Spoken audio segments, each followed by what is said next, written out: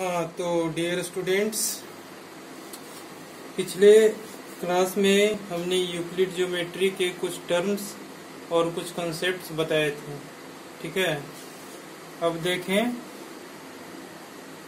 अब करते हैं कुछ क्वेश्चंस यूक्लिड ज्योमेट्री पे बेस्ड। ठीक है, अच्छा,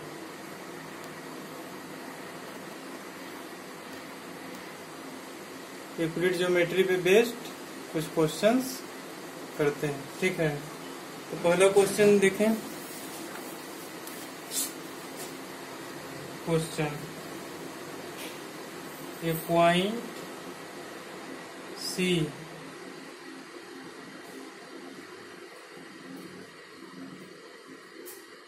lies between 2 points A and B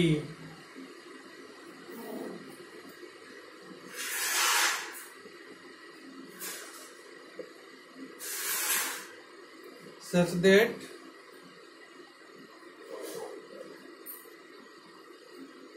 AC is equal to CB. Prove that AC is equal to 1/2 AB. ठीक है, ये PT नहीं लिखा हुआ है, ये प्रूफ दैट लिखा हुआ है। ठीक है, साइड में रिप्रेजेंट कर लेते हैं। ठीक है, जहां भी प्रूफ दैट होगा वहां हम क्या लिख देंगे, PT। इसका मतलब होता है प्रूफ दैट। अगर कोई चीज आपने प्रूफ कर लिया तो लास्ट में लिखाएगा क्या, प्रूफ या फिर प्रूफ। ठीक है, अच्छा, इस टाइप से हमारा क्वेश्चन पूछा जा सकता है। A point C lies between 2 points A and B such that AC is equal to CB। Prove that AC is equal to half AB। तो सबसे पहले हम क्या करें, क्वेश्चन में गिवन क्या है। ठीक है, गिवन 2 पॉइंट्स हमारे पास है, क्या क्या, एक पॉइंट A दिया हुआ है और एक पॉइंट B दिया हुआ है। इन दोनों के बीच में कहीं पे पॉइंट C लाई कर रहा है, मान लेते हैं यहाँ लाई कर रहा है। ठीक है, क्वेश्चन में ऐसा दिया हुआ है। तो कह रहा है, और एक और कंडीशन दिया हुआ है, AC is equal to CB, यानी कि इसका जो लेंथ है और इसका जो लेंथ है दोनों आपस में इक्वल है। ठीक है, इस C पॉइंट को थोड़ा सा ऐसा पोजीशन पे लिख देते हैं जहां पे लगे कि इक्वल हो। ठीक है, ये गिवन है, हमको प्रूव कर रहा है AC is equal to half of AB। ठीक है, तो इस फिगर से देखें। ठीक है, बाई डायग्राम या फिर बाई फिगर लिख दें। ठीक है, क्या हम लिख सकते हैं, AC plus CB is equal to AB, ऐसा लिख सकते हैं।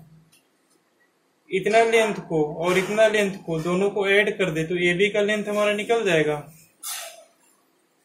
ओके, ठीक है, अच्छा, अब उसके बाद कह रहा है AC is equal to half AB हमको प्रूफ करना है। ठीक है, यहाँ पर लिख भी दें तो प्रूफ क्या, AC is equal to half AB। ठीक है, अच्छा, ये पूरा लेंथ हमारा क्या है, AB। ठीक है, अच्छा, और हमारे पास ये कंडीशन दिया हुआ है, AC हमारा क्या है, CB की इक्वल है। इसको सपोज कर लेते हैं X।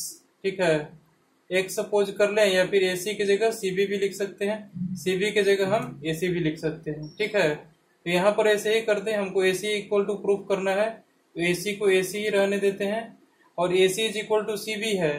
ठीक है, तो हम CB की जगह पे क्या लिख सकते हैं, AC लिख सकते हैं। ठीक है, यहाँ लिख देंगे since AC is equal to CB। ठीक है, इतनी बात तो समझ में आ रही होगी। ठीक है, ये बहुत इजी क्वेश्चन है प्रूफ करने वाला। ठीक है, और भी हार्ड हार्ड टाइप के क्वेश्चंस आएंगे, हम तो सिर्फ ये बता रहे हैं कि टू प्रूफ वाले क्वेश्चंस कैसे किए जाते हैं। क्वेश्चन में पहले कंडीशंस देखना है कि क्या दिया हुआ है, उसके बाद उस कंडीशन के हिसाब से डायग्राम फॉर्म करना है। डायग्राम में हमारा क्या दिख रहा है विजुअली, उसके आधार पे हम इसको प्रूफ कर सकते हैं। ठीक है, AC plus AC is equal to AB। ठीक है, तो यहां से क्या हो जाएगा हमारा finally 2AC is equal to A B. ठीक है, तो यहाँ से क्या निकल के आ जाएगा, A C is equal to A B by two, that implies A C is equal to half A B. ये हमारा प्रूफ्ड हो गया। बहुत इजी क्वेश्चन था। ठीक है, कुछ नहीं किए, linear equation in one variable पढ़े हैं ना, उसी पे सोल्व किए। ए सी हमारा क्या है, एक सिंगल वेरिएबल है। ठीक है, और इसी के आधार पे हम प्रूव कर दिए A C plus A C is equal to A B, two A C is equal to A B. अगर ए सी का डबल हमारे पास ए बी है तो फिर ए सी का वैल्यू कितना होगा, ए बी का हाफ होगा। ठीक है, बाई लॉजिक भी देख सकते हैं, ए सी इज इक्वल टू फिर आ जाएगा हमारा हाफ ए बी। ठीक है, प्रूफ हो गया। चलिए नेक्स्ट क्वेश्चन।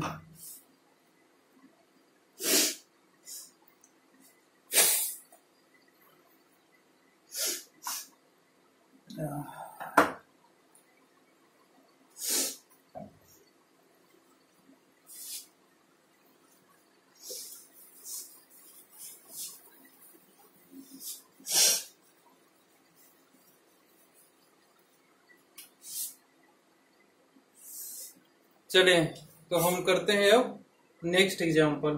ठीक है, नेक्स्ट एग्जाम्पल हमारा क्या है,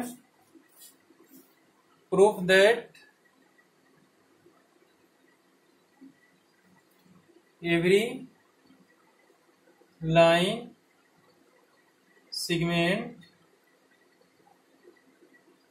has a unique mid point.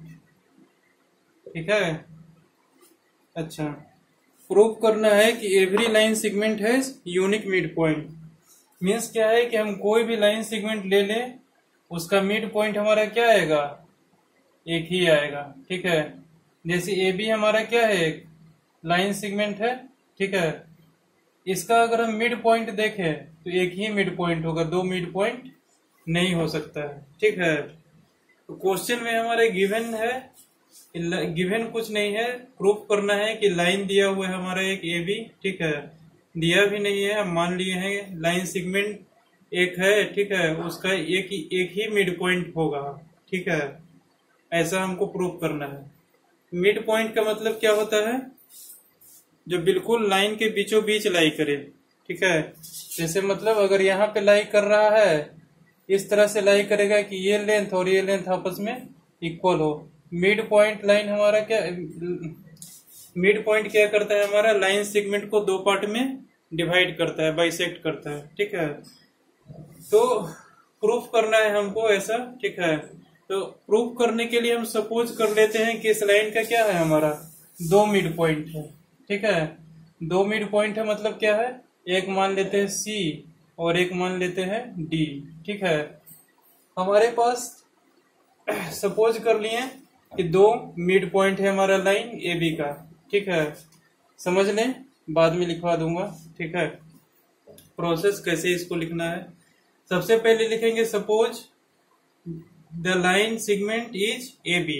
ठीक है, उसके नीचे लिखेंगे now suppose it has two mid points C and D. ठीक है, उसके बाद आगे प्रोसेस करेंगे अकॉर्डिंग टू क्वेश्चन करके। ठीक है, ऐसा लिखेंगे।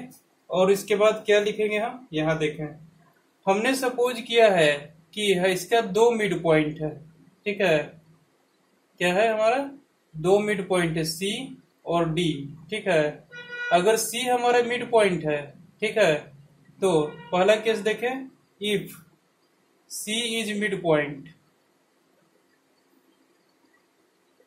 तो हमारा क्या हो जाए condition, A C is equal to C B. ठीक है, ये बात तो समझ में आ रही होगी। अगर हमारा डी मिड पॉइंट है, ठीक है, तो क्या हो जाएगा हमारा, A D is equal to D B. ठीक है, अच्छा, फिर हम क्या ऐसा लिख सकते हैं, हाँ, A C is equal to C B हो जाएगा। ठीक है, और A D is equal to D B हो जाएगा लाइन ए बी पे। ठीक है, अच्छा, इसके बाद क्या करेंगे, यहाँ तक बात तो समझ में आ गई होगी। ठीक है, और ऐसा क्या लिख सकते हैं हम यहाँ पे, ठीक है, ये तो लिख सकते हैं, इसके अलावा क्या लिख सकते हैं, two A C is equal to A B लिख सकते हैं। अगर AC हमारा C हमारा मिड पॉइंट है, AC और CB हमारा क्या होगा, आपस में इक्वल होगा। ठीक है, तो AC की जगह CB की जगह हम AC भी लिख सकते हैं, यानी कि ट्वाइस ऑफ AC क्या होगा हमारा, AB की इक्वल होगा। इतनी बात समझ में आ रही है? ठीक है। अच्छा, इसको भूल जाइए, इसका कोई जरूरत नहीं है हमारे पास। ठीक है, इसको भूल जाते हैं। ठीक है, इसी को देखते हैं। 2AC इज इक्वल टू हमारा 2AB लिख सकते हैं अगर C हमारा मिड पॉइंट है तो।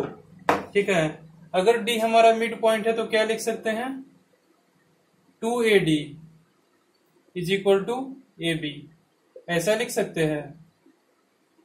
ये बात समझ में आ रही है? ठीक है, अब देखिए 2AC is equal to AB, 2AD is equal to AB, दोनों हमारे AB की इक्वल है, तो यहां से हम क्या लिख सकते हैं, 2AC is equal to 2AD लिख सकते हैं। 2 से 2 कैंसिल हो गया, AC is equal to AD। ठीक है, AC is equal to AD हमारे पास आ गया। ठीक है, यानी कि AC और AD हमारा क्या है, इक्वल है आपस में। ये किसी लाइन सेगमेंट पे हमारा 2 पॉइंट है। ठीक है, और दोनों का लेंथ हमारा तीसरे पॉइंट से, ठीक है, सेम है। ऐसा कभी हो सकता है? जैसे देखें, ये लाइन सेगमेंट देखें, हमारा लिख रहा है AC is equal to AD। ठीक है, ये दोनों का भी बराबर हो सकता है। अगर ये पॉइंट हम इतना लेंथ लें, ठीक है, तो इसके बराबर कोई भी लेंथ हो सकता है, इधर ले या फिर इधर ले, कोई भी लेंथ हमारा इसके बराबर हो सकता है, AC के बराबर। ये कब संभव है, जब D हमारा क्या होगा, C पॉइंट पे कोइंसाइड कर जाए। मतलब C पॉइंट पे D पॉइंट को C पॉइंट पे आना पड़ेगा, तब हमारा AC is equal to AD हो पाएगा। ठीक है, तो हमने सपोज किया था स्टार्टिंग में क्या, कि 2 मिड पॉइंट है इसका। ठीक है, तो 2 मिड पॉइंट संभव नहीं है, क्योंकि अगर 2 मिड पॉइंट होगा तो फाइनली हमारे पास ऐसा कंडीशन आ जाएगा, और ऐसा कंडीशन हमारा क्या है, पॉसिबल नहीं है। ठीक है, समझे? ये हमारा कंट्राडिक्शन से प्रूफ होता है। ठीक है, इसको बोलते हैं मेथड ऑफ कंट्राडिक्शन। ठीक है, यहाँ पर हमको क्या दिख रहा है, कंट्राडिक्शन दिख रहा है ना। AC हमारा AD के इक्वल कभी हो सकता है? नहीं हो सकता। एक ही समय में इक्वल होगा जब C हमारा D पॉइंट पे लाई कर जाए, या फिर D हमारा C पॉइंट पे लाई कर जाए। इसका मीनिंग क्या हो गया, कि इसके पास हमारा एक ही मिड पॉइंट होगा। बात समझ में आई? अरे हम स्टार्टिंग में देखो, स्टार्टिंग से समझाता हूँ। सबसे पहले हमने क्या लिया, एक लाइन सेगमेंट लिया AB। ठीक है, AB लाइन सेगमेंट का हमने 2 मिड पॉइंट सपोज कर लिया, एक मिड पॉइंट C और एक मिड पॉइंट D। ठीक है, अच्छा, अब हमारे पास अगर 2 मिड पॉइंट है एक लाइन पे, ठीक है, तो हमारे पास क्या क्या पॉसिबिलिटी हो सकती है, ये देखें। पहला तो पॉसिबिलिटी होगा कि अगर C हमारा मिड पॉइंट है, तो AC हमारा CB के इक्वल होगा, यानी कि CB के जगह पे भी हम AC लिख सकते हैं, यानी कि ट्वाइस ऑफ AC। AC को डबल कर देंगे तो हमारा AB आ जाएगा। ठीक है, अगर D हमारा मिड पॉइंट है तो AD को डबल कर देंगे तो हमारा क्या आ जाएगा, AB आ जाएगा।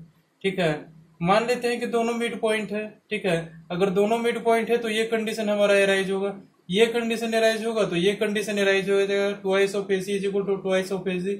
अब AC is equal to AD हमारे पास यहाँ से आ गया। ठीक है, 2 पॉइंट हम एक ही लाइन सेगमेंट पे माने हैं, और दोनों का लेंथ हमारा क्या आ गया, एक पॉइंट से, ठीक है, सेम आ गया। तो ये कब पॉसिबल है, जब दोनों पॉइंट एक दूसरे को क्या करे, कोइंसाइड कर जाए। ठीक है, यानी कहने का मतलब क्या है, यहां से प्रूफ होता है, ठीक है, कि यहां लिख देंगे दिस इज पॉसिबल ओनली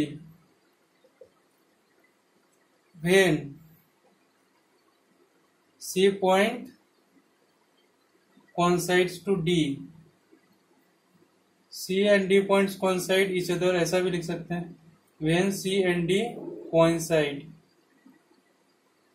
ठीक है, समझे? This creates contradiction, hence mid point हमारा क्या होगा, यूनिक होगा। एक लाइन सेगमेंट है तो उसका मिड पॉइंट एक ही होगा, हेंस द लाइन सेगमेंट है यूनिक मिड पॉइंट। प्रूफ? ठीक है, द लाइन सेगमेंट है यूनिक मिड पॉइंट, इधर लिख देंगे, यहाँ लिख देंगे हेंस प्रूफ। ठीक है, अच्छा, इतनी बात तो समझ में आ गई होगी। ठीक है,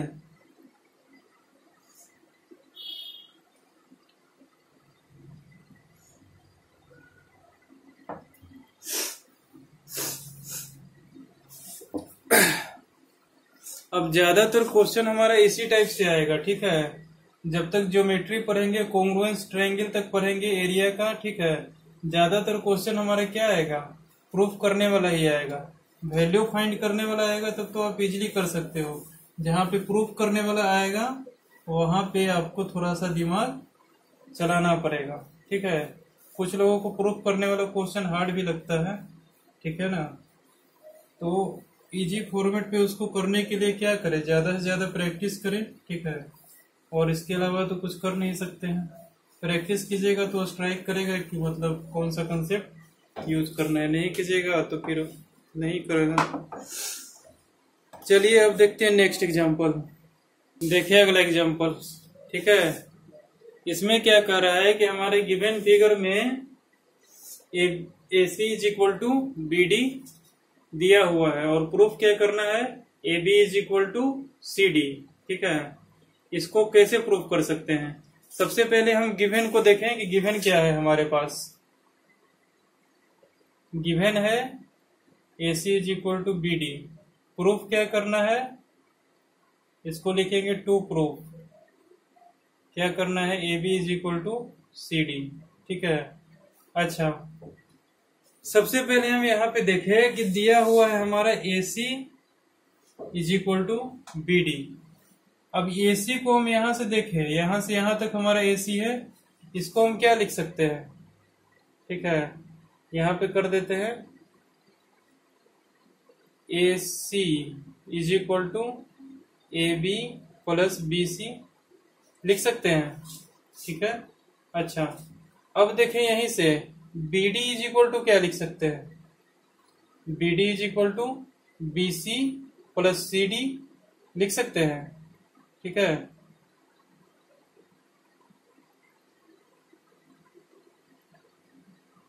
BD इज इक्वल टू क्या लिख सकते हैं,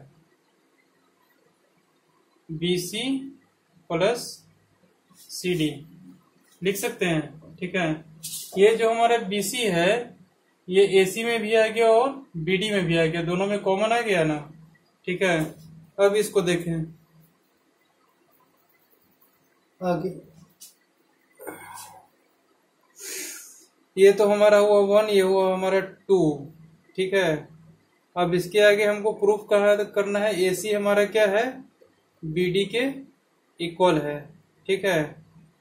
तो इसको प्रूफ करते हैं, देखिए यहाँ पे तो बात समझे यहाँ तक, ठीक है। आगे देखिए, ये दोनों हमारे क्या दिया हुआ है, इक्वल है, तो ये दोनों भी हमारे क्या होगा, इक्वल होगा, ठीक है। तो यहां से देखिए that implies AB plus BC is equal to BC plus CD, ठीक है। अब ये दोनों इक्वल है तो ये दोनों भी इक्वल हो गया। अब इसके बाद क्या होगा, BC और BC हमारा कैंसिल हो जाएगा क्योंकि दोनों क्या है, पॉजिटिव साइन का है और दोनों इक्वल के अपोजिट साइन का है, ठीक है। साइन का नहीं मतलब ये हमारा LHS में है, ये हमारा RHS में है, दोनों पॉजिटिव साइन है तो आपस में कैंसिल हो सकता है। क्योंकि देखिए BC को अगर इधर लेके आएंगे या फिर इस BC को इधर लेके आएंगे तो ये निगेटिव हो जाएगा, एक पॉजिटिव हो जाएगा, दोनों कैंसिल होकर 0 हो जाएगा, ठीक है। अब यहाँ देखिए AB इज इक्वल टू क्या आ गया हमारे पास, CD, ठीक है। और यही तो हमको क्या करना था, प्रूफ करना था, यहाँ लिख देंगे प्रूफ। बात समझ में आई, ठीक है। तो इस तरह से करके हम प्रूफ करते हैं ऐसे क्वेश्चंस को, ठीक है। अच्छा,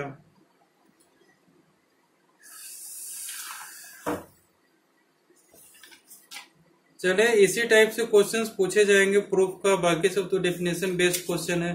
तो प्रूफ करने वाला क्वेश्चन में थोड़ा बहुत दिमाग चलाना होगा कि गिवन क्या है, जो गिवन है वहां से हमको रिजल्ट तक पहुंचना है, ठीक है। ऐसे करके हम प्रूफ कर सकते हैं। और भी आगे बहुत सारे क्वेश्चंस है प्रूफ करने वाला, ठीक है, लेकिन आगे चैप्टर में पढ़ेंगे, ये चैप्टर में यहीं तक, ठीक है। अब हमारा नेक्स्ट टॉपिक स्टार्ट होता है इसके बाद, नेक्स्ट चैप्टर, टॉपिक नहीं, एंगल्स लाइंस एंड ट्रायंगल्स, ठीक है। इसको देखें, अगला हेडिंग लगाएं,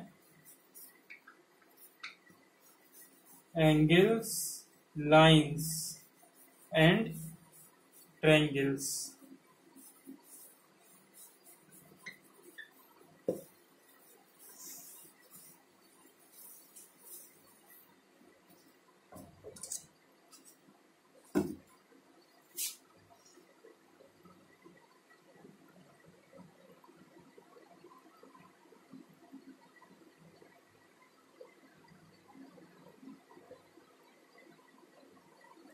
ठीक है। इसमें सबसे पहले हम बात करेंगे एंगल की, उसके बाद बात करेंगे लाइंस की, उसके बाद बात करेंगे ट्रायंगल्स की। ठीक है, सबसे पहले देखें एंगल्स। एंगल्स किसे कहते हैं? एंगल्स को डिफाइन करने के लिए हमको दो लाइन है हमारा, ठीक है, दोनों लाइन हमारा इंटरसेक्टिंग लाइन होना चाहिए, और जहां पे दोनों लाइन इंटरसेक्ट करता है वहां पे कुछ न कुछ एंगल फॉर्म होता है। ठीक है, ये तो हमारा जनरल बात हो गया। ठीक है, डेफिनेशन इसको नहीं कह सकते हैं, लेकिन जनरली समझने के लिए ऐसा कह सकते हैं। एंगल के पास हमारे पास दो आर्म्स होते हैं। ठीक है, एक होता है हमारा वर्टिकल आर्म, एक होता है हॉरिजॉन्टल आर्म। ठीक है, वो एंगल को डिफाइन करता है। ठीक है, अच्छा, अब यहाँ देखें डेफिनेशन एंगल का क्या होता है। चले तो हेडिंग लगाए अब एंगल्स एंड दियर प्रॉपर्टीज।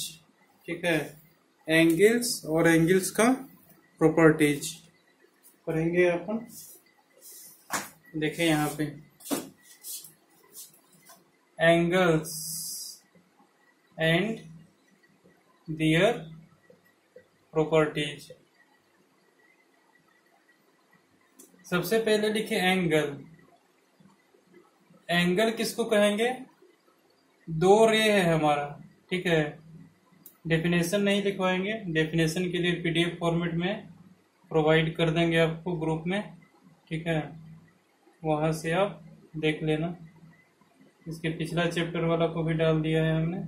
ठीक है, अच्छा, एंगल किसको कहते हैं?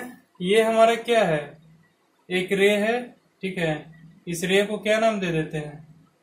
कुछ नाम दे देते हैं।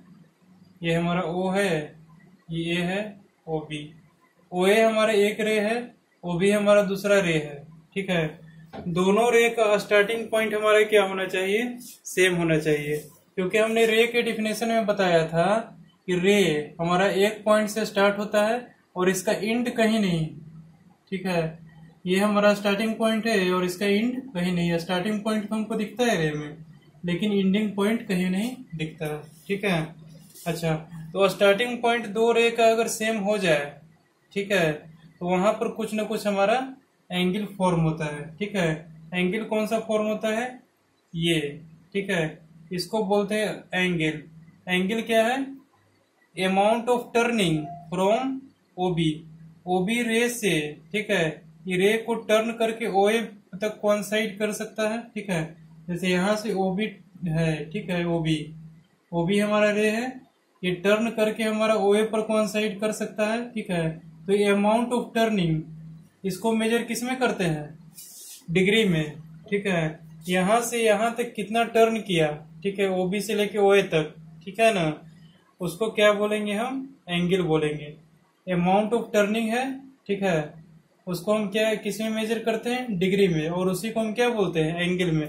जैसे मान लेते हैं कि 60 डिग्री है। ठीक है, मतलब यहाँ से घूम गए यहाँ तक तो 60 डिग्री घूमे। ठीक है, ये अमाउंट ऑफ टर्निंग कितना हुआ? 60 डिग्री हुआ, मतलब एंगल हमारा क्या है? 60 डिग्री है। ठीक है, उसी प्रकार और भी हो सकता है। ये हमारा रे ओ बी हो गया। ठीक है, ओए हमारा इधर भी लाई कर सकता है। ठीक है, ये भी हमारा यहाँ से यहाँ तक कितना अमाउंट ऑफ टर्निंग हुआ? मान लेते हैं 150 डिग्री हुआ। ठीक है, तो 150 डिग्री हो जाएगा एंगल। समझ में आया? ठीक है, तो इसी को हम एंगल बोलेंगे। नाम क्या पड़ेगा इसका? इसको बोलेंगे एंगल एओबी। ठीक है, इसको रिप्रेजेंट करेंगे ऐसे। ठीक है, इसको पढ़ेंगे हम एंगल, इसको पढ़ेंगे एओबी। ठीक है, मीन्स हमारा एंगल एओबी कितना है? 60 डिग्री। ठीक है, अच्छा, लिखते कैसे हैं? लिखते हैं जहां हमारा इसको बी ओ ए भी पढ़ सकते हैं, ए ओ बी भी पढ़ सकते हैं। ठीक है, मतलब ये है कि लास्ट से बीच में, बीच से शुरू में, या फिर शुरू से बीच में, बीच से लास्ट में, ऐसे नहीं पढ़ सकते। ओ बी ए नहीं पढ़ सकते हैं। ये हमारा जो पॉइंट है ये बीच में आना चाहिए। जैसे ए ओ बी पढ़ सकते हैं, बी और ओ ए पढ़ सकते हैं। ठीक है, अच्छा, इसको क्या पढ़ सकते हैं? Angle A O B is equal to 150 degree, या फिर angle B O A is equal to 150 degree. ठीक है, अच्छा ऐसे करके हम इसको रिप्रेजेंट करते हैं। इसको क्या बोलते हैं हम? एंगल बोलते हैं। ठीक है, तो एंगल क्या होता है हमारा? दो रे का हमारा meeting point, starting point same हो जाए तो वहां पे कुछ ना कुछ एंगल फॉर्म होता है। वो एंगल क्या है हमारा? ओबी से लेके ओए तक, पहला रे से लेके दूसरा रे तक टर्निंग जितना होगा, ठीक है, वो हमारा अमाउंट ऑफ टर्निंग क्या कहलाएगा? एंगल कहलाएगा। ठीक है, अच्छा अब आते हैं कि एंगल का इंटीरियर और एक्सटीरियर किसको बोलेंगे। ठीक है, यहां तक तो समझ में आ गई होगी बात। अरे यार डिफिनेशन लिखवाऊंगा तो ज्यादा टाइम कंज्यूमिंग होगा, चैप्टर लेट से कंप्लीट होगा। पीडीएफ फॉर्मेट में प्रोवाइड कर दूंगा तो अपने से पढ़ सकते हो, है ना। लिखवाए या फिर पीडीएफ फॉर्मेट में पूरा इलस्ट्रेटेड करके लिखा हुआ है। ठीक है, वहां पर नहीं, तब भी नहीं समझ में आए तो आप पूछ सकते हैं, हम उसको एक्सप्लेन कर देंगे। ठीक है, ओके। अब हमारा कहता है ये एंगल हमारा दिया हुआ है क्या? बी ओ सी, कुछ भी रह सकता है पॉइंट। ठीक है, रे हमारा ओ बी है, रे हमारा ओ सी है, इन दोनों के बीच का टर्निंग अमाउंट कितना है हमारा? मान लेते 75 डिग्री है। ठीक है, अच्छा अब इसमें कहेगा कि इंटीरियर ऑफ एंगल बीओसी का मतलब क्या होगा? ये देखिए ऐसा लिखा हुआ है, अगर इंटीरियर ऑफ एंगल बीओसी, इसका मीनिंग क्या हो गया हमारा? इस वाले पार्ट के बारे में बात हो रही है। ठीक है, ये आगे बढ़ेगा, ये भी आगे बढ़ेगा, ये भी आगे बढ़ेगा, ये वाला जितना पार्ट आएगा अंदर सब पार्ट आ जाएगा इंटीरियर ऑफ एंगल बीओसी में। ठीक है, अगर यही बोलेगा हमारा एक्सटीरियर ऑफ एंगल बीओसी, इसका मीनिंग क्या होगा? बीओसी जो एंगल है इसके बाहरी वाला पोर्शन जितना है ये सब ये सब ये सब ये सब ये सब ये सब, ठीक है, सारा आ जाएगा। ठीक है, ये बात, इतनी बात तो समझ में आ गई होगी।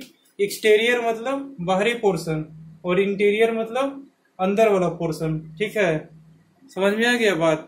इंटीरियर और एक्सटीरियर किसको बोलेंगे? ठीक है, अब आते हैं 360 डिग्री का एंगल। ठीक है, अब देखिए कि एंगल कैसे कैसे फॉर्म होता है। ठीक है, ये देखिए, ये आपको पता होगा और नहीं पता हो तो अभी देख ले कैसे फॉर्म होता है। ठीक है,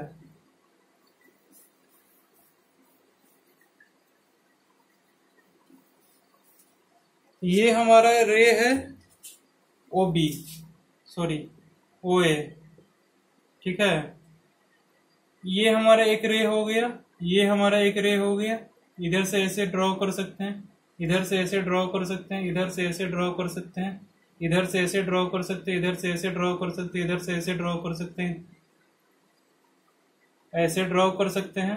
ठीक है, इधर से ऐसे ड्रॉ कर सकते हैं, कैसे भी रे हम ड्रॉ इस पॉइंट से कर सकते हैं। ठीक है, जहां पे जो रे हम ड्रॉ कर दिए वहां पे कुछ ना कुछ एंगल फॉर्म हो जाएगा।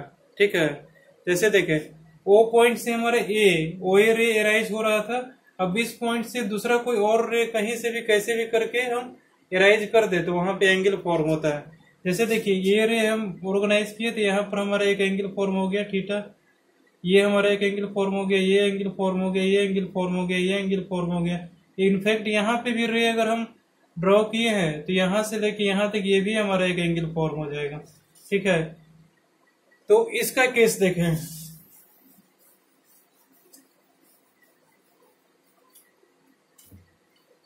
ये हमारा ओ ए रे है। ठीक है, ये हमारा कोई रे है ओ सी। ठीक है, ये हमारा एक एंगल फॉर्म हो सकता है अगर ये एंगल है। ठीक है, और ये भी हमारा एक एंगल फॉर्म हो सकता है। ठीक है, अच्छा ये एरो मतलब डायरेक्शन है कि यहाँ से लेकर के यहाँ तक टर्निंग हुआ है, ये डायरेक्शन दिया हुआ है कि यहाँ से लेकर यहाँ तक टर्निंग हुआ है। अगर ऐसे रिवर्स दे देते डायरेक्शन इधर की ओर तो मतलब क्या होता है, यहाँ से लेकर यहाँ तक टर्निंग हुआ है। ठीक है, मतलब पॉजिटिव निगेटिव एंगल होता है। ठीक है, उसको पढ़ेंगे अपन बाद में। ठीक है, फिलहाल अभी पॉजिटिव एंगल के बारे में ही बात हो रही है, अभी निगेटिव एंगल के बारे में नहीं बात हो रही है। ठीक है, तो यहाँ देखें दो रे है हमारा ओ ए और ओ सी। अब इसमें क्या बोलेंगे? ठीक है, अगर ये वाला एंगल नहीं दिया हुआ है, सिर्फ ये एंगल दिया हुआ है फाई, चाहे थीटा, कुछ भी लिख दे इसको। थीटा नाम दे देते हैं इस एंगल को, ठीक है, थीटा है। अब ये थीटा एंगल जो है यहाँ से लेके यहाँ तक फॉर्म हो रहा है, तो इसका इंटीरियर पार्ट कौन सा होगा? ये वाला पार्ट, ये वाला पार्ट हमारा क्या हो जाएगा? इंटीरियर। और एक्सटीरियर कौन सा हो जाएगा? ये वाला पार्ट। समझ में आ रही है बात? ठीक है। और कंप्लीट एक रोटेशन कर देंगे तो ये देखें, अब हमारा रे जो ओए है, ठीक है, उसको हम कंप्लीट रोटेट कर देते हैं। जैसे यहाँ है एक एंगल हमारा यहाँ से शुरू हुआ, ठीक है, यहाँ से ऐसे ऐसे ऐसे ऐसे ऐसे ऐसे आके यहाँ तक एंड हो गया। ऐसे भी तो हो सकता है, रे ओए है और ओसी हमारा रे दूसरा है जो इसके ऊपर कोइंसाइड कर गया, ठीक है, ओसी, ठीक है। ये लाइन ओए रे ओसी से अगर मीट कर गया, ठीक है, ओए हमारा ओसी पे क्या कर गया? कोइंसाइड कर गया। ऐसा कंडीशन में यहाँ से कंप्लीट रिवॉल्यूशन जो हुआ उसका अमाउंट कितना होता है? 360 डिग्री होता है, ठीक है। वन कंप्लीट रिवॉल्यूशन इसको बोलते हैं, ठीक है। अच्छा, अब देखें, यहां से लेके अगर बिल्कुल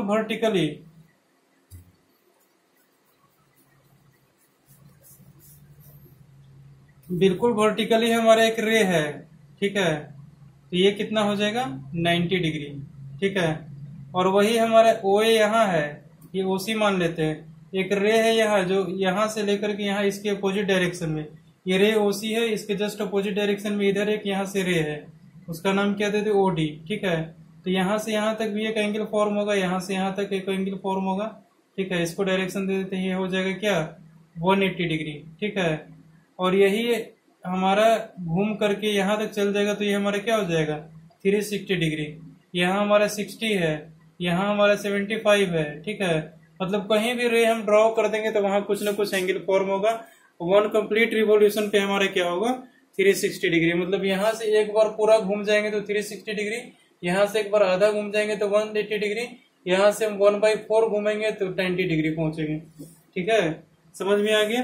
अमाउंट ऑफ टर्निंग हमारा कितना हो रहा है उसी को हम क्या बोल रहे हैं? एंगल्स बोल रहे हैं। इतनी बात समझ में आ गई, ठीक है। अच्छा, अब देखते हैं काइंड्स ऑफ एंगल के बारे में। एंगल हमारे कितने प्रकार का हो सकता है?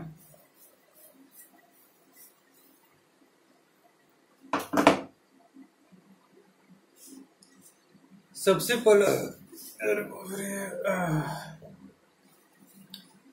पहला देखें काइंड्स ऑफ एंगल में, ठीक है। सबसे पहले हमारा आता है क्या?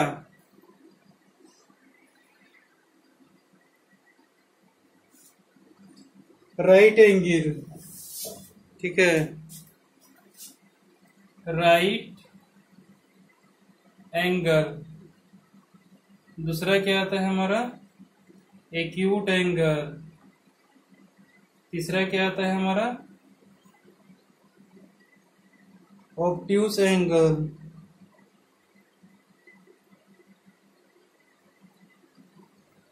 चौथा क्या आता है हमारा? Straight angle.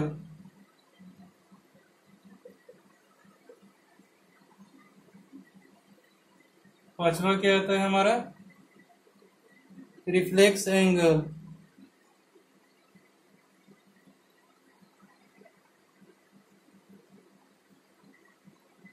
छठा क्या आता है हमारा?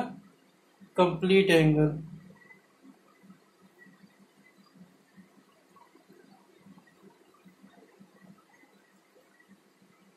ठीक है। इतने टाइप के हमारे एंगल्स होते हैं, इसको लिख देते हैं काइंड्स ऑफ एंगल्स, ठीक है। ये तो हमारे चैप्टर का नाम था, इसको इरेज कर दिया, ठीक है। अब यहाँ पे लिखेंगे हम काइंड्स ऑफ एंगल, ठीक है। जैसे जैसे मैं लिख रहा हूं वैसे ही वैसे लिखे, ठीक है। Kinds of angle. सबसे पहला देखें राइट एंगल। राइट एंगल किसको बोलेंगे? राइट एंगल का हमेशा अमाउंट क्या होगा? 90 डिग्री। 90 डिग्री जहां पर भी रहे वहां पर उसको राइट एंगल बोल सकते हैं, ठीक है। और जहां पर भी राइट एंगल रहे वहां पर हम क्या सपोज करके चलेंगे? वो 90 डिग्री है। मतलब 90 डिग्री के एंगल को क्या बोलेंगे हम? राइट एंगल बोलेंगे, ठीक है। अगर कोई एंगल हमारा 0 से लेके 90 डिग्री तक के बीच में है तो उसको क्या बोलेंगे, एक्यूट एंगल बोलेंगे। ठीक है, 0 से 90 के बीच में कोई भी एंगल ले लें हमारा, ठीक है, जैसे 75 हो गया, 45 हो गया, 30 डिग्री हो गया, 15 डिग्री हो गया, ये सब क्या है हमारा एक्यूट एंगल। ठीक है, जो 0 डिग्री से लेके 90 डिग्री तक के बीच में लाई करता है। ठीक है, 0 डिग्री वहां होगा जहां से स्टार्ट हो रहा है एंगल। ठीक है, उसको 0 डिग्री बोलेंगे। ठीक है, बताते हैं 0 डिग्री, नहीं समझ में आ रहा है। ऑब्ट्यूस एंगल, ऑब्ट्यूस एंगल किसको बोलेंगे, जो हमारा 90 डिग्री से बड़ा हो और 180 डिग्री से छोटा हो। ठीक है, मतलब क्या है, जो 90 डिग्री और 180 डिग्री के बीच में जिसका मेजरमेंट आ रहा है। ठीक है, यानी 90 डिग्री से लेकर 180 डिग्री तक के बीच के एंगल को क्या बोलते हैं हम, ऑब्ट्यूस एंगल बोलेंगे। 90 डिग्री को क्या बोलेंगे, राइट एंगल बोलेंगे। 180 डिग्री को क्या बोलेंगे, स्ट्रेट एंगल बोलेंगे। लेकिन जो हमारा 90 से 180 तक के बीच में रहेगा उसको क्या बोलेंगे हम, ऑब्ट्यूस एंगल बोलेंगे।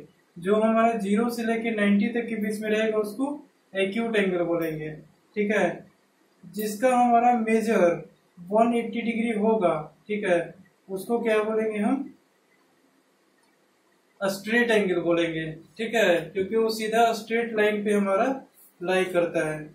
जिस लाइन पे हमारा वो रे ओए लाई कर रहा था, ठीक है, उसी स्ट्रेट लाइन पे हमारा क्या होगा, स्ट्रेट एंगल भी लाई करेगा, इसलिए इसको क्या बोलते हैं, स्ट्रेट एंगल बोलेंगे। ठीक है, दोनों रे हमारा क्या होगा, एक ही लाइन पे लाई करेगा। ठीक है, तो 180 डिग्री को क्या बोलते हैं, स्ट्रेट एंगल बोलते हैं। ठीक है, अच्छा, जहाँ जिसका मेजरमेंट 180 डिग्री से ज्यादा और 360 डिग्री से कम हो, ठीक है, उसको क्या बोलेंगे हम, रिफ्लेक्स एंगल बोलेंगे। ठीक है, मतलब 180 डिग्री से बड़ा होना चाहिए और 360 डिग्री से छोटा होना चाहिए, उसको हम रिफ्लेक्स एंगल बोलेंगे। कंप्लीट एंगल किसको बोलेंगे, जिसका मेजरमेंट हमारा 360 डिग्री हो जाए उसको क्या बोलेंगे हम, कंप्लीट एंगल बोलेंगे। कैसे, रे हमारा ओए है, ओए से पूरा कंप्लीट घूम जाएंगे तो क्या हो जाएगा हमारा 360 डिग्री एंगल, और उसी को हम क्या बोलते हैं, कंप्लीट एंगल। यानी 360 डिग्री के एंगल को क्या बोलेंगे, कंप्लीट एंगल बोलेंगे। 180 डिग्री के एंगल को स्ट्रेट एंगल बोलेंगे। 90 डिग्री के एंगल को राइट एंगल बोलेंगे। 0 से लेकर 90 तक के बीच के एंगल को एक्यूट एंगल बोलेंगे। 90 से लेकर 180 के बीच के एंगल को ऑब्ट्यूस एंगल बोलेंगे। 180 डिग्री को क्या बोलेंगे, स्ट्रेट एंगल बोलेंगे। और 180 और 360 के बीच के एंगल को क्या बोलेंगे, रिफ्लेक्स एंगल बोलेंगे। और 360 को क्या बोल देंगे हम, कंप्लीट एंगल। इतनी बात समझ में आ गई। ठीक है, तो राइट एंगल क्या होता है हमारा, इसके ब्रैकेट में लिख लें, इज इक्वल टू 90 डिग्री। इसके ब्रैकेट में लिख लें कहां से कहां तक, 0 से लेकर के 90 के बीच के एंगल को क्या बोलेंगे, ऑब्ट्यूस एंगल। अब इस सिंबल का मीनिंग क्या है, इस सिंबल को तो आप लोग पहली बार देख रहे होंगे, नहीं, ग्रेटर देन, लेस देन और इक्वल टू, ये 3 साइन तो हम अपन 6 क्लास में पढ़े ही हैं। ठीक है, इसका मतलब क्या होता है, ग्रेटर देन, इसका मतलब होता है लेस देन, और इसका मतलब होता है equal to. 9 is greater than 3, यानी 9 हमारा 3 से क्या है, बड़ा है। मुंह जिधर खुला होगा उधर का बड़ा होगा, और जिधर बंद होगा उधर का छोटा होगा, और ये हमारा क्या है, इक्वलिटी का साइन है। ठीक है, अब तो बात समझ में आ गई होगी। अगर 2 नंबर के बीच में ये साइन लगा हुआ है तो मुंह इधर खुला हुआ है तो ये हमारा बड़ा होगा, ये छोटा होगा, ये हमारा छोटा होगा, इधर वाला बड़ा होगा, इसमें क्या होगा, दोनों बराबर होगा। ठीक है, अच्छा, तो यहाँ क्या है, 0 है, किससे छोटा है, थीटा से। थीटा किससे छोटा है, 90 से, यानी कि 0 से 90 के बीच में थीटा हमारा लाई कर रहा है, तो थीटा क्या हो जाएगा हमारा, एक्यूट एंगल हो जाएगा। समझ में आ रहा है बात। अच्छा, इसमें क्या होगा हमारा, 90 से लेकर के 180 तक के बीच एंगल को ऑब्ट्यूस एंगल बोलेंगे। ठीक है, अच्छा, यहाँ क्या हो जाएगा, इज इक्वल टू 180 डिग्री। ठीक है, यहाँ पर क्या हो जाएगा हमारा, ब्रैकेट में लिख दे 180 डिग्री से लेके 360 डिग्री। ठीक है, ये थीटा सिंबल हमारा एंगल को रिप्रेजेंट कर रहा है, इसमें रिफ्लेक्स एंगल को रिप्रेजेंट कर रहा है, इसमें ऑब्ट्यूस एंगल को रिप्रेजेंट कर रहा है, इसमें एक्यूट एंगल को रिप्रेजेंट कर रहा है। ठीक है, इसमें इज इक्वल टू 360 डिग्री, ऐसा लिख दे शॉर्ट फॉर्म में। बाकी पीडीएफ फॉर्म में तो हम डिफिनेशन प्रोवाइड करेंगे ही करेंगे, है ना। इतनी बात तो समझ में आ गई, काइंड्स ऑफ एंगल। ठीक है, अच्छा यहाँ एक और चीज देख ले। ठीक है,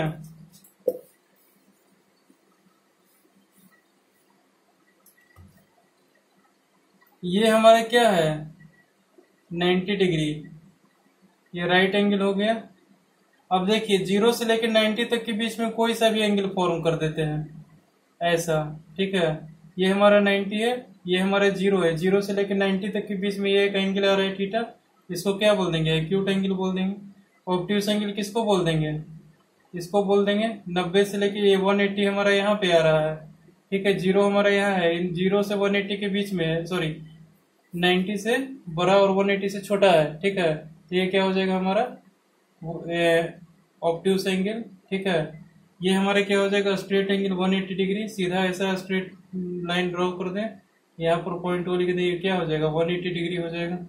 ये हमारा क्या है 360 डिग्री से बड़ा, 180 से बड़ा, 360 डिग्री से छोटा, ये हमारा हो जाएगा रिफ्लेक्स एंगल। ठीक है, ये हमारा क्या हो जाएगा कंप्लीट एंगल। ठीक है, ऐसे करके अपन बना लीजिए। ठीक है,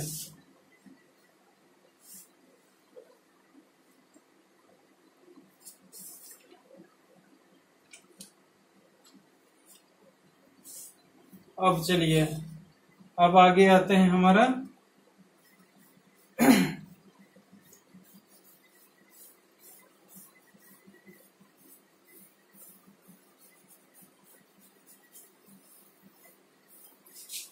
अगला टॉपिक हमारा क्या है,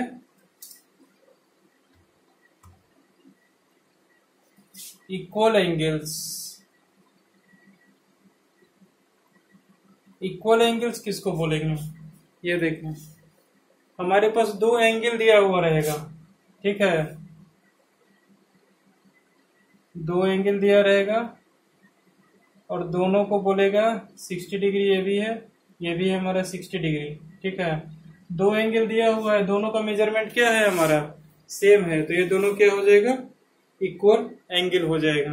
ठीक है, अच्छा अब एक और बात देखें, इक्वल एंगल तो ऐसे सेपरेट करके भी बनाया जा सकता है, एक में भी बनाया जा सकता है। जैसे देखें यहाँ एक रे है, यहाँ एक दूसरा रे है, यहाँ एक तीसरा रे है, ये एंगल हो जाएगा हमारा थीटा, ये एंगल हो जाएगा फाई। दोनों का मेजरमेंट दे दिया 30 डिग्री और 30 डिग्री। ये एंगल कहाँ से कहाँ तक शुरू हो रहा है, देखिए यहाँ से लेके यहाँ तक, ये एंगल कहाँ से कहाँ तक शुरू हो रहा है, यहाँ से लेके यहाँ तक। ठीक है, यानी कि ये दूसरा एंगल है थीटा है, दूसरा एंगल है फाई, दोनों का मेजरमेंट 30 डिग्री है, तो हमारे theta is equal to phi हो जाएगा। ठीक है, समझ में आ रहा है। Okay, bisector of angle, bisector किसको बोलेंगे, ये देखें जो लाइन हमारा लाइन सॉरी रे कह रहे हैं, सॉरी लाइन कह रहे हैं, रे बोलना चाहिए। ठीक है, एंगल के जहां पर बात हो रही है वहां पर रे ही बोलना उचित है, लाइन बोलेंगे तो मिस्टेक हो सकता है। ठीक है, ये हमारा मान लेते हैं 60 डिग्री का एंगल है। ठीक है, अच्छा ये हमारा क्या है ए ओ सी।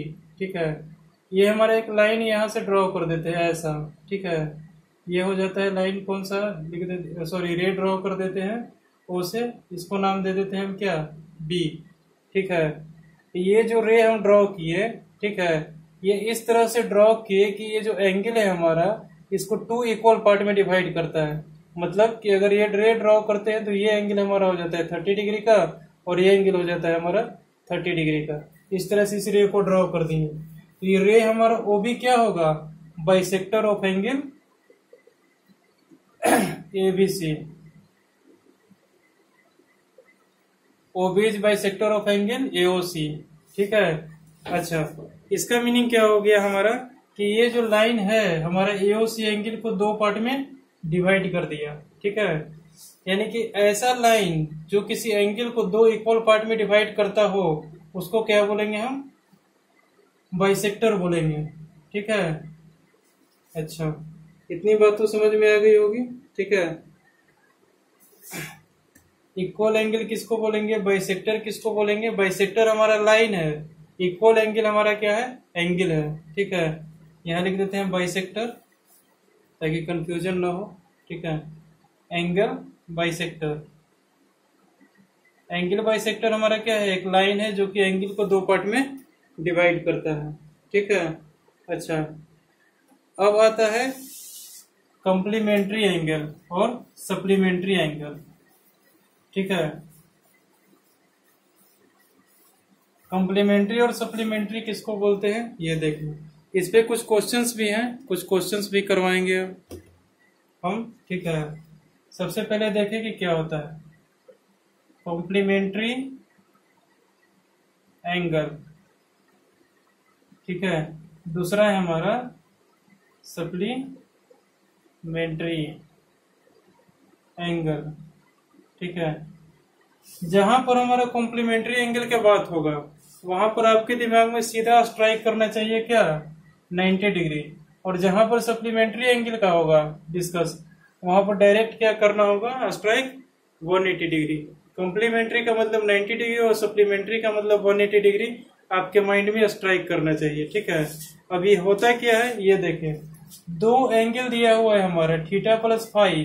ठीक है, इन दोनों एंगल को ऐड करने पे हमारा 90 डिग्री आ रहा है, तो थीटा और फाई एक दूसरे का क्या होगा, कॉम्प्लीमेंट्री एंगल होगा। बात समझ में आ रही है।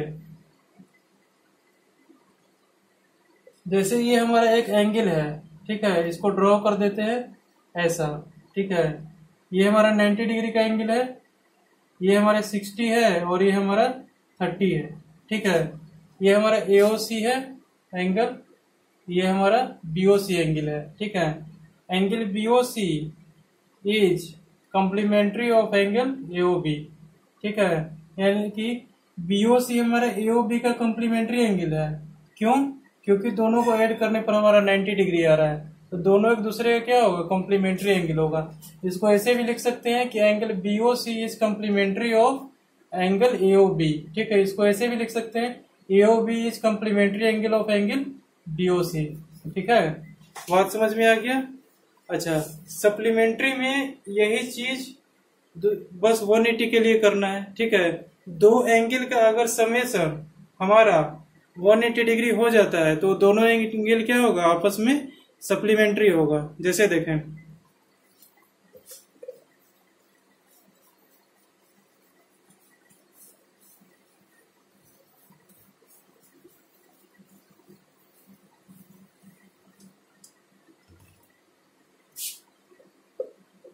Supplementary angle.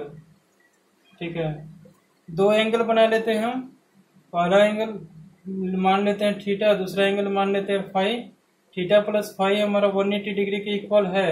If theta plus phi is equal to 1 degree then 180 degree, then theta and phi are complementary to supplementary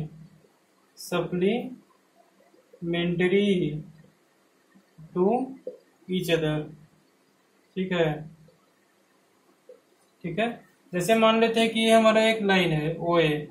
ठीक है, ये हमारा एक दूसरा लाइन है ओ सी, ये हमारा एक लाइन है ओ डी। ठीक है, ये हमारा 180 डिग्री एंगल है। ठीक है, अच्छा पूरा हमारा यहाँ से लेके यहाँ तक 180 डिग्री एंगल है। अब ये एंगल को ध्यान से देखें और ये एंगल को ध्यान से देखें, ये थीटा है, ये फाई है। थीटा और प्लस फाई दोनों को ऐड करने पर क्या आ रहा है, 180 डिग्री आ रहा है एंगल। ठीक है, तो हमारा क्या होगा, थीटा और फाई एक दूसरे का क्या होगा, सप्लीमेंट्री। ठीक है, ऐसा कर सकते हैं theta is supplementary of angle phi, angle phi is supplementary of angle theta. ठीक है, दोनों एक दूसरे के सप्लीमेंट्री होंगे अगर दोनों का समेशन हमारा 180 डिग्री के इक्वल आता है तब। ठीक है, इतनी बात समझ में आ गई होगी। ठीक है, तो हमारा 4A में 6 से लेकर के 15 तक ऐसा ही टाइप का क्वेश्चन हमारा करना है कि कौन सप्लीमेंट्री है कौन कॉम्प्लीमेंट्री है। ठीक है, कहीं रेशियो में दे देगा, कहीं कुछ दे देगा, कहीं कुछ दे देगा। इस टाइप के कुछ एग्जांपल्स देखें। ठीक है, find the measure of an angle which is 36 degree more than it's complement. ठीक है, ऐसा करके क्वेश्चन आ जाएगा तो क्या करेंगे, जैसे देखें एक क्वेश्चन मैं बता देता हूं, बाकी सारा क्वेश्चन आप लोग ट्राई कीजिएगा। ठीक है, और दूसरे टाइप का कहीं पे मिलेगा तो उसके लिए हम है ही उसको सॉल्व करेंगे। ठीक है, एक टाइप मैं बता देता हूं, find the measure of an angle, find the measure of an angle which is 36 degree more than its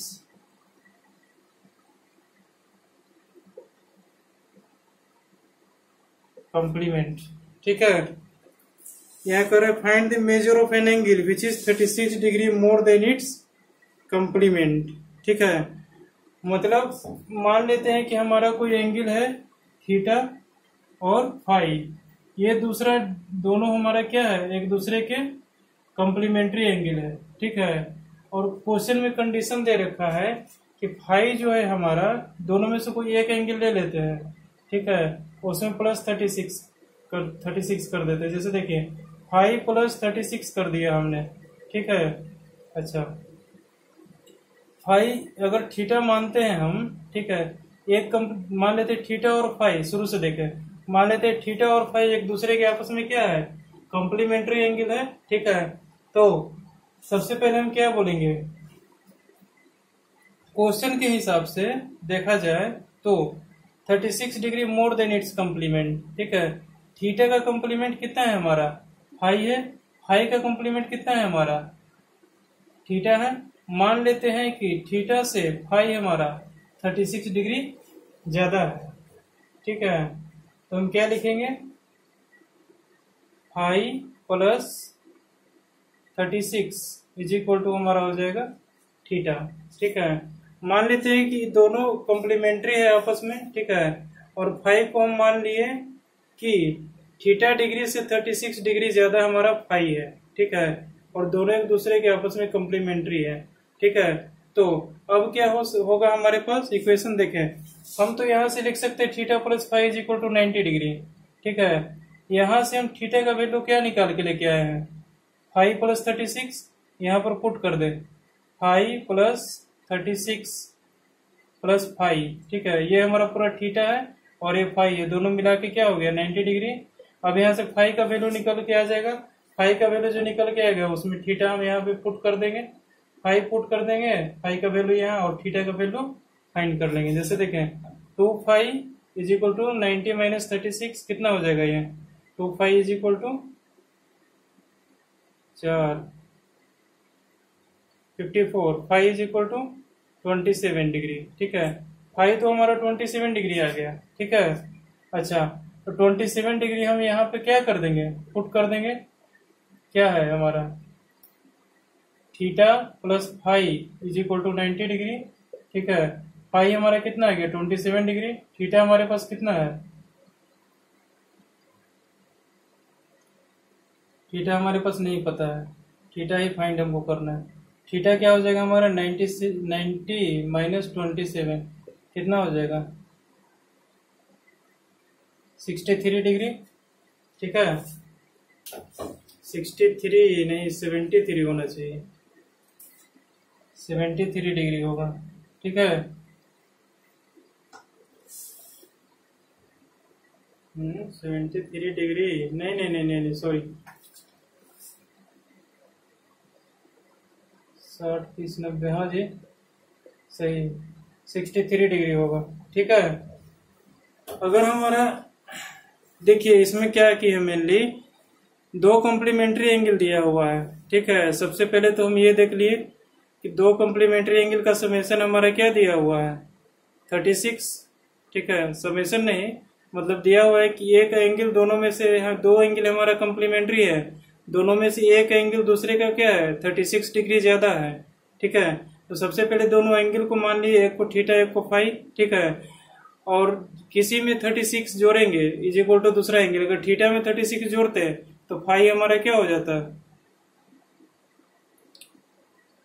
is equal to theta plus 36 हो जाता है। अगर 5 में 36 जोड़ेंगे तो थीटा हमारा क्या हो जाएगा 5 प्लस 36। ऐसा करके फिर इस इक्वेशन में हम पुट कर देंगे theta plus 5 is equal to 90।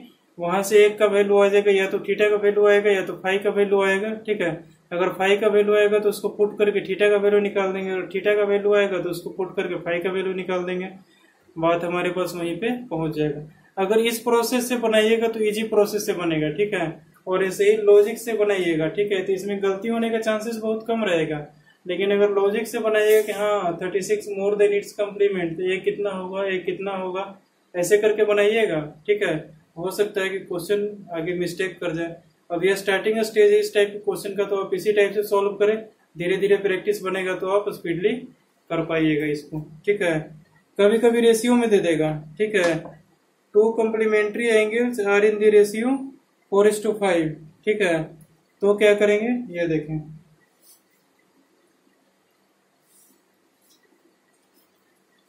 कभी कभी हमारा रेशियो में भी पूछ सकता है। ठीक है, उसका देखें कैसे सॉल्व करते हैं।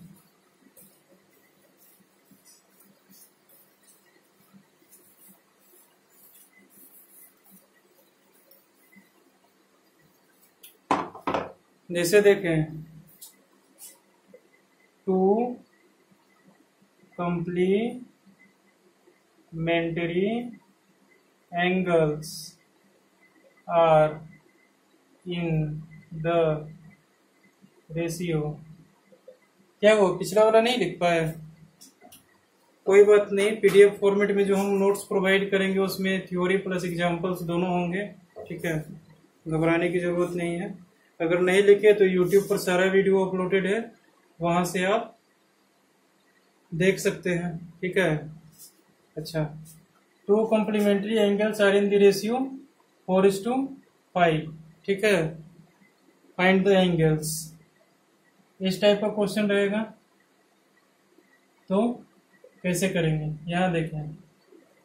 लेट फर्स्ट एंगल, 2 एंगल हमारा क्या है कॉम्प्लीमेंट्री है। सबसे पहले दोनों को क्या कर दें, एक को थीटा एक को फाई मान के क्या कर दें 90 डिग्री की इक्वल कर दें। ठीक है, दोनों का रेशियो हमारा 4:5 दिया हुआ है, यानी कि 4 में कुछ मल्टीप्लाई करेंगे और 5 में कुछ मल्टीप्लाई करेंगे। ठीक है, जैसे देखें अगर रेशियो दिया हुआ है 2 एंगल का, तो एक को क्या मानेंगे, हमारा जो रेशियो दिया हुआ है उसके अकॉर्डिंग मानेंगे। ठीक है, एक को क्या मानेंगे ऐसे कंडीशन में 4x, और दूसरे को क्या मानेंगे 5x। ठीक है, और दोनों को ऐड करके कितना हो जाएगा हमारा 90 डिग्री हो जाएगा।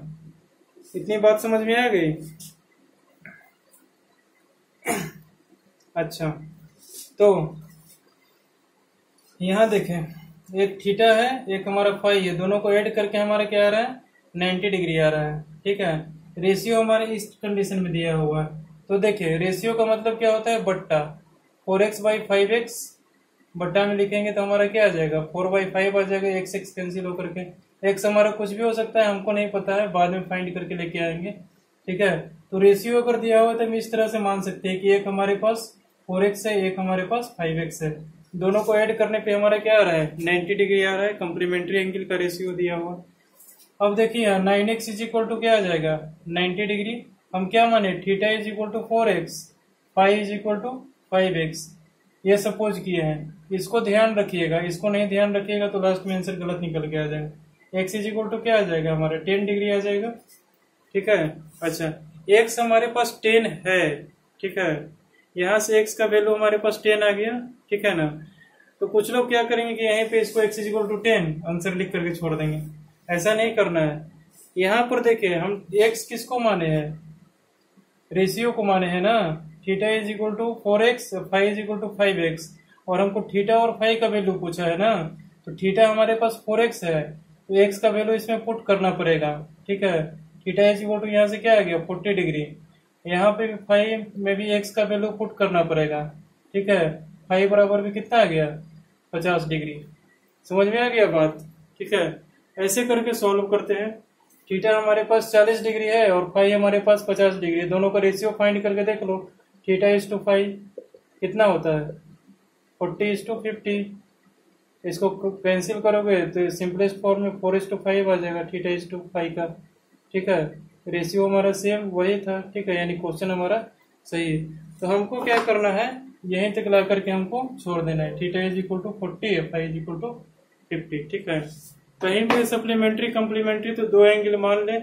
सप्लीमेंट्री में माने 180 डिग्री और कम्प्लीमेंट्री में माने 90 डिग्री। ठीक है, यही अगर सप्लीमेंट्री दे देता तो 180 डिग्री करके इसी को सॉल्व करके आगे वैसे करके फाइंड कर लेते हैं। ठीक है, अच्छा कंडीशन कुछ इस तरह से दे सकता है, 7 टाइम्स कम्प्लीमेंट 8 टाइम्स सप्लीमेंट, ऐसा करके भी दे सकता है।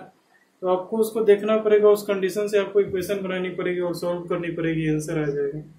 इतने टाइप का तो आ सकता है। ठीक है, और अगर दूसरा टाइप मिले, ठीक है, तो आप हमें इन्फॉर्म कर सकते हैं मैसेज के थ्रू या फिर ग्रुप के थ्रू, किसी भी टाइप से, या फिर कमेंट बॉक्स में लिखें।